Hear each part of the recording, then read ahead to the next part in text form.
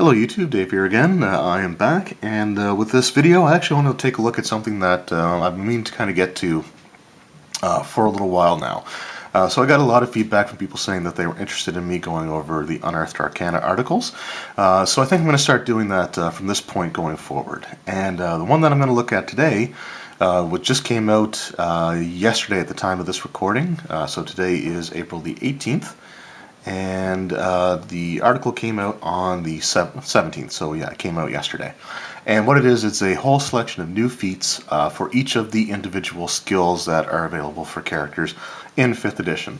So we're just going to have a quick look at them here. I've got the list up. Now, for those of you who aren't 100% familiar with what Unearthed Arcana is, it is a series of articles featuring alternate things like class features, some even alternate classes like the Ranger. They had the Scion, or I think it was the Mystic. I don't think they called it the Scion. They also had, Artificer, as well as just a series of options that are set up for playtesting at home games. So each of these are basically done with the intention of letting people kind of play with them and provide their feedback back to Wizards of the Coast. So each Unearthed Arcana article, when it comes out, has a survey that you can complete for the previous one to kind of give your feedback on if you liked it or not, changes that you would make, and so on. Ultimately, it looks like some of these are going to be featured in future products that come out, future supplements. One important thing is that it is not, none of these articles are permitted for play in D&D Adventurers League. So if you're playing in the Adventurers League, which is their organized play, unfortunately you won't be able to use any of these articles in that, but if you're playing an at-home campaign with someone, then certainly feel free to do this. So again, these ones are feats for each of the individual skills, and there's a few things that they all grant in common. So I'm going to get the commonalities out of the way first, and then we'll move on and just discuss the major benefits of each of these individual feats. So each of these feats increases the ability score associated with the skill by 1 to a maximum of 20. So things like Deception would increase your, if you take the Deception feat, which is called Silver-Tongued, you would get +1 to your Charisma. If you take Athletics, the Athletic feat, which is called Brawny, you would get +1 to your Strength. If you take the Perceptive feat, then you get +1 to your Wisdom, up to a maximum of 20. So each of them grant a +1 bonus to their associated ability score. Each of these feats also grants you proficiency in the skill that is connected to, if you're not already proficient with it. If you are proficient with that skill and you take the feat, you actually double your proficiency bonus with that you add to it. So for example, if your proficiency bonus was +2 and you are proficient with the skill that you're taking the feat for, you would add +4. Now I know that there are some classes that already grant you the ability to double your proficiency bonus with certain skills, so I'm kind of wondering how that would work, if it would actually triple the, if you would add it a third time, or what their ruling on that would be. I don't really see anything here on it. They are pretty isolated events, but again, it would be kind of interesting to see how that goes, because that could make for some really, really gross, out of control skills. And keeping in mind, skill rolls don't automatically fail even if you roll a 1. So you could get, if they do continuously stack with one another, then you could have some characters that basically can't fail a skill check even if they rolled a 1. But that's, again, a sort of a minor thing, something that I'm sure would be ironed out. So now let's actually get to the actual feats themselves and just kind of go over them, and I'll give sort of my thoughts as we go. So the first one that we have is Acrobat, and this is connected to the acrobatic skill, obviously. And its main benefit is, as a bonus action, you can make a DC 15 Dexterity Acrobatics check. If you succeed, difficult terrain doesn't cost you extra movement until the end of your turn. And just before I go any further, I did forget, any of these ones that require you to make a skill check, I think they all have the same DC of 15, just having read through them. So this one is a pretty neat little feat to have. Didn't intend to rhyme that, but that's the way it turned out. It's always nice to have options. So, being able to ignore difficult terrain, depending on being able to make the dexterity check. I like that one. I actually like that feat quite a bit, and I would try to make sure that if somebody had that in one of my games, that I'd give them several opportunities to actually end up using it.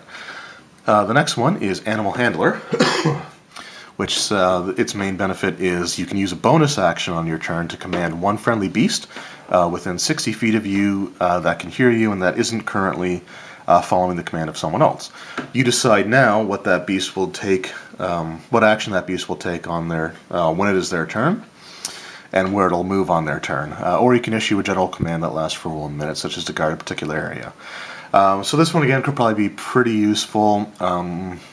I'm kind of wondering how it works with the Ranger and their animal companion, the alternate Ranger that they presented in another one of these articles, just because I believe they operate at the same time, so I don't know if it would work for that or not. But either way, if you're someone that wants to have like animal companions, this could be a really, really useful feat to have. Arcanist. You gain proficiency. Oh, sorry, we already went over all those ones. You learn Prestidigitation and Detect Magic spells.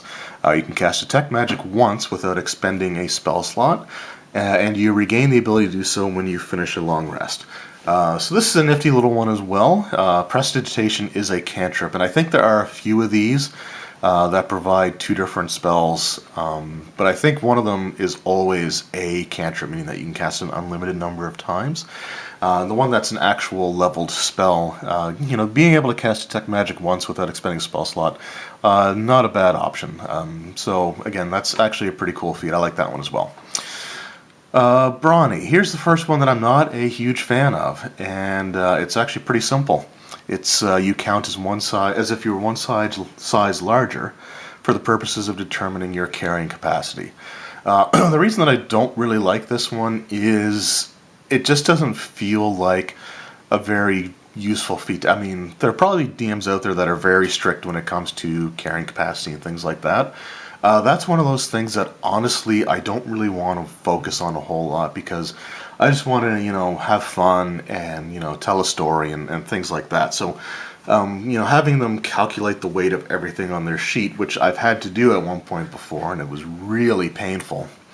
It's just something that I don't really enjoy. So unless they're doing something like overly ridiculous, like have 3 pages worth of items that they're carrying, or they're trying to carry a 2-ton statue, I don't really enforce carrying capacity that strongly. So this is one that if somebody was playing in one of my games would basically end up being useless.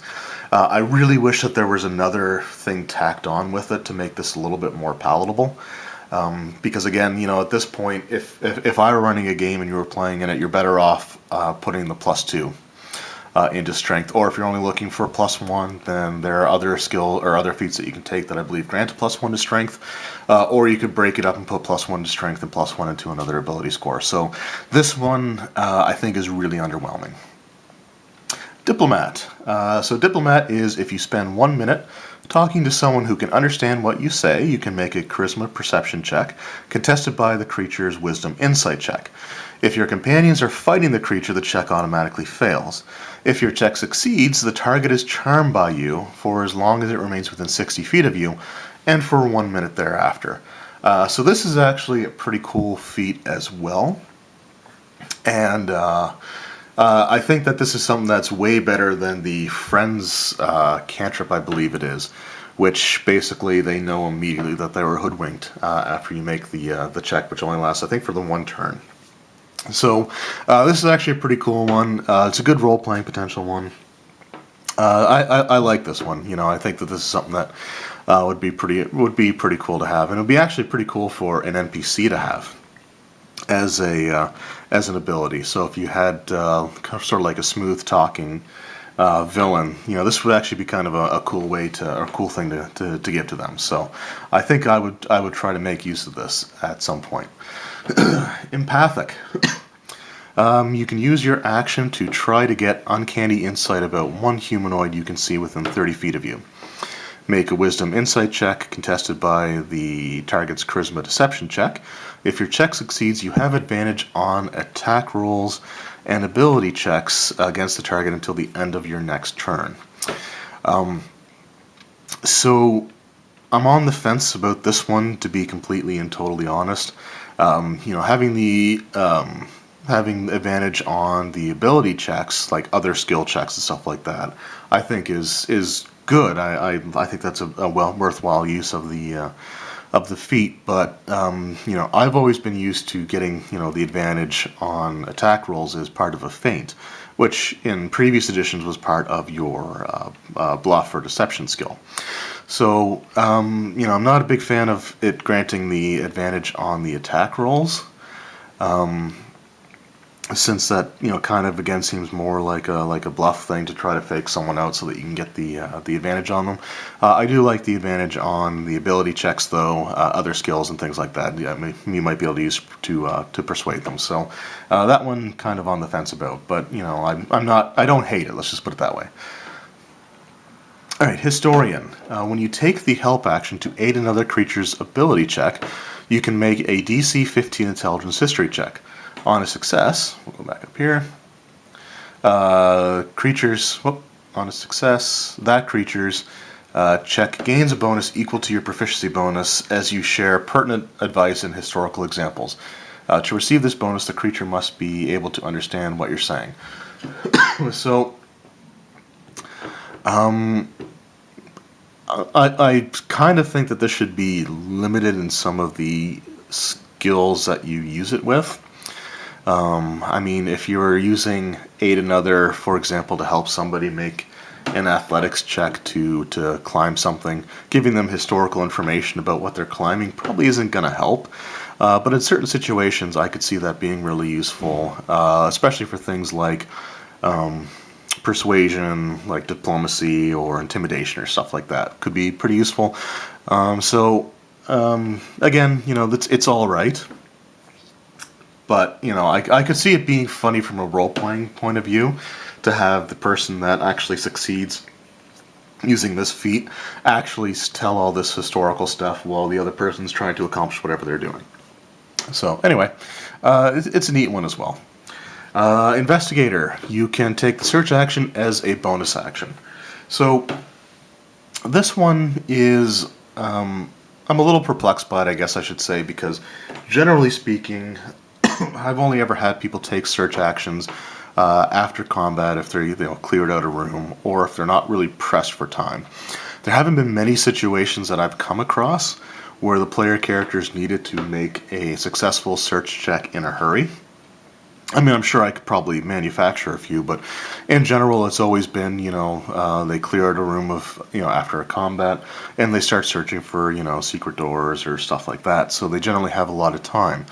So using it as a bonus action, I think there's probably a better way that they could have used the investigate feat, or skill I should say, for this feat. But again, maybe there's a way to use it that makes more sense than situations that I've come across. And Medic. This one I'm going to say off the bat I really like. So during a short rest, you can clean and bind the wounds of up to 6 willing beasts and humanoids. Make a DC 15 Wisdom Medicine check for each creature. On a success, if a creature spends a hit die during the rest, the creature can forego the roll and instead gain the maximum number of hit points the die can restore. A creature can only do so once per rest, regardless of how many hit dice they spend. So this one makes the medicine skill to bind wounds and stuff like that a little more worthwhile. Like I said, I really like this feat, and I like the fact that it does cap out for just the one die, regardless of how many you spend. So, if you spend 4 hit dice, using this feat, at least one of them you can get the maximum for, and the rest you have to roll, which is always a bit of a gamble. But again, I like this feat. I think it makes sense for the skill, and it's, in my opinion, it's a great way of trying to boost the skills with these feats. So this one I really like. Alright, up next is Menacing. So Menacing, you can take the attack action, when you take the attack action on your turn, you can replace one attack with an attempt to demoralize one humanoid you can see within 30 feet of you that can hear and see you. Make a Charisma Intimidation check contested by target's Wisdom Insight check. If your check succeeds, the target is frightened until the end of your turn. If your check fails, the target can't be frightened by you in this way for 1 hour. This is another one that I'm sort of on the fence about. Now, I'll be honest, I haven't really seen Intimidate used a lot. But if it was a combat situation, somebody wanted to use the Intimidate check to try to demoralize an opponent, that's something that I would let them do normally.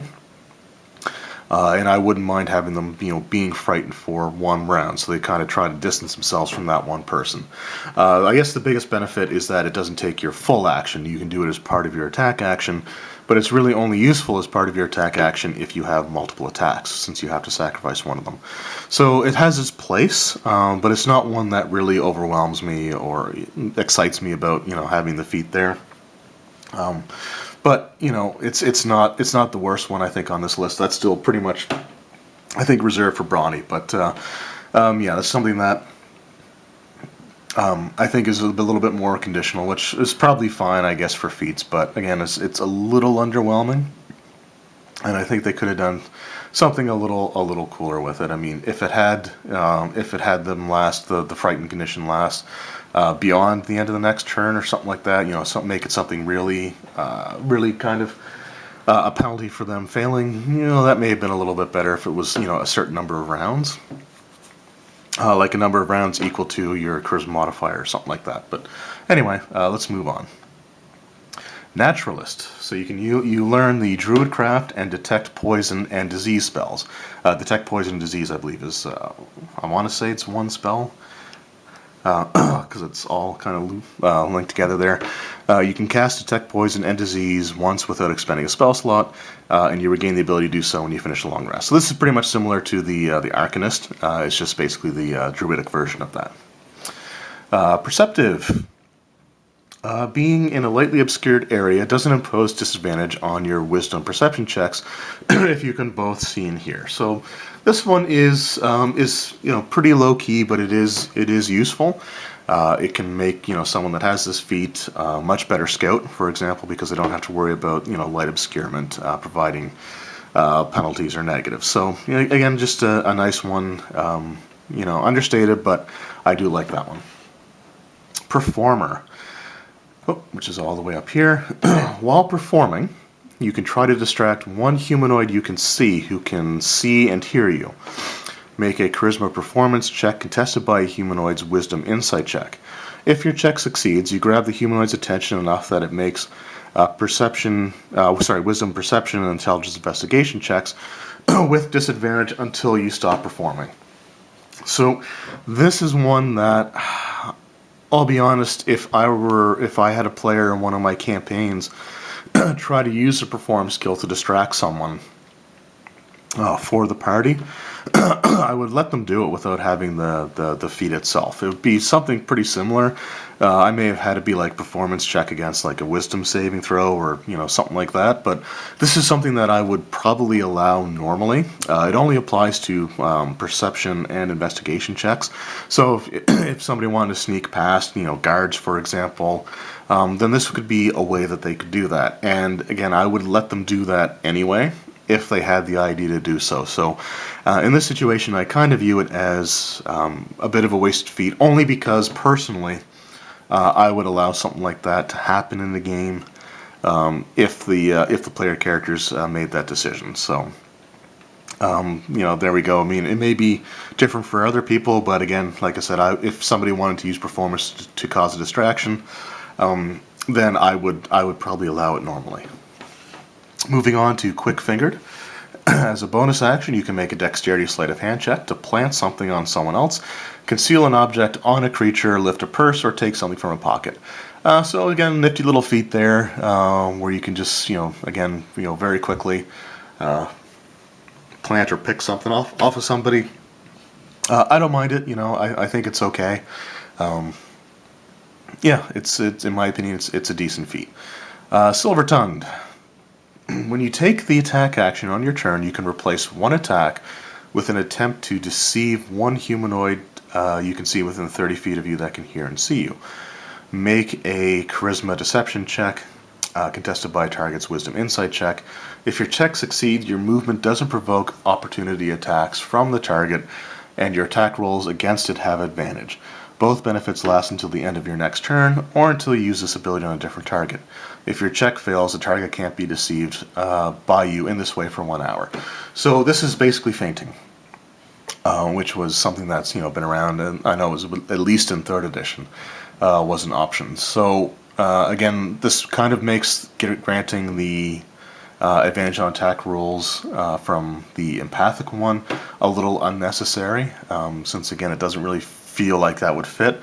This one fits perfectly. The movement one, it depends on how much you actually want to move your character around in combat, but this is the one where it makes sense to get the advantage on attack rolls and things like that, just because that's what the feat or the ability had always kind of done, at least for the last couple of editions. So that one I like.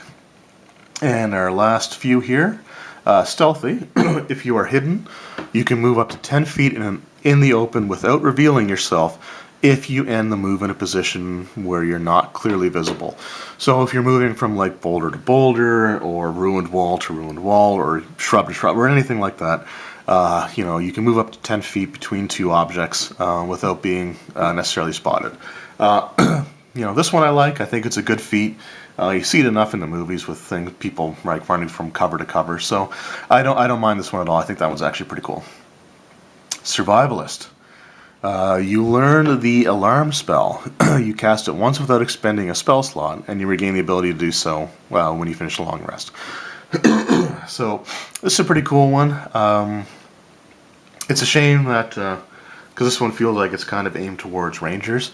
It's kind of a shame that you don't learn some sort of cantrip with it, like Druidcraft or Prestidigitation, but still having alarm for free, not a bad thing to have. I haven't really seen alarm used a lot, only because people tend to want to memorize other spells in its place. So having someone being able to do it once makes total sense, and again, it's not a bad ability. And then finally we have Theologian. Excuse me. So this one you learn Thaumaturgy and Detect Evil and Good spells. You can cast Detect Evil and Good once without expending a spell slot, and you regain the ability to do so when you finish a long rest. So again, pretty much the same as Naturalist and Arcanist. This is the kind of the cleric version of that. Not a bad feat. And that's pretty much it. So the ones that grant you the spells, I'm going to assume that allowing you to cast them once without expending a spell slot is their way of allowing non-spell casting characters to be able to utilize the abilities. I'm assuming that. I don't think, because none of them have prerequisites listed, so it's not like you have to have spell slots in the first place in order to cast them. So if you're playing a non-spell casting character and you want to take one of the feats that gives you, like Thaumaturgy and Detect Good and Evil, then you can kind of do that. So I don't mind those. A few of them I'm not crazy on, especially like I still think that Brawny is probably the worst one, because I think there are better uses for athletics than simply carrying things. And again, how many DMs are going to want to sit there and calculate the weight of all the equipment on their characters to begin with, or how many people want to kind of stop a game dead in its tracks to let the players do that. So that one, not a huge fan of. I think some of them, like Empathic, could probably be put to better use some other ways. The skill one I think is great, so I like that one, but I still don't see the advantage on attack rolls really being something that feels like it's part of that skill. I mean, you kind of learn like their feelings and stuff, and how to, it almost feels like a way to kind of manipulate or utilize their personality and their feelings, but I don't think that's something that would transfer over to combat scenarios. So I'm not a big fan of that one, but really the only one that I strongly dislike is Brawny. Performer, again, it's kind of like a DM by DM thing, and I guess Brawny is too, but I feel that Brawny would probably be the least useful of the ones that are on here. Again, performer, it's up to the individual DMs what they would allow somebody to do with their perform skill. Like I said, I'd be totally fine with somebody using it to distract someone, to give disadvantage on the skill checks. Now, if it was something that you captivated them so much that they automatically fail a perception check, for example, for the performer, so if they fail that or investigation while you're performing, then that would make the feat more useful. Simply imposing disadvantage is something that I think could be done or should be able to be done without the feat anyway. So anyway, that's sort of my opinion on each of these feats. Let me know what you guys think down below. Let me know if the ones that I kind of disagree with a bit, if you like them, what your thoughts are, if you would change any of them around somewhat, or if you would have maybe some extra prerequisites on there as well. Let me know, because I'm interested to see what you guys think. Anyway, I hope you enjoyed the video, and we'll see you next time.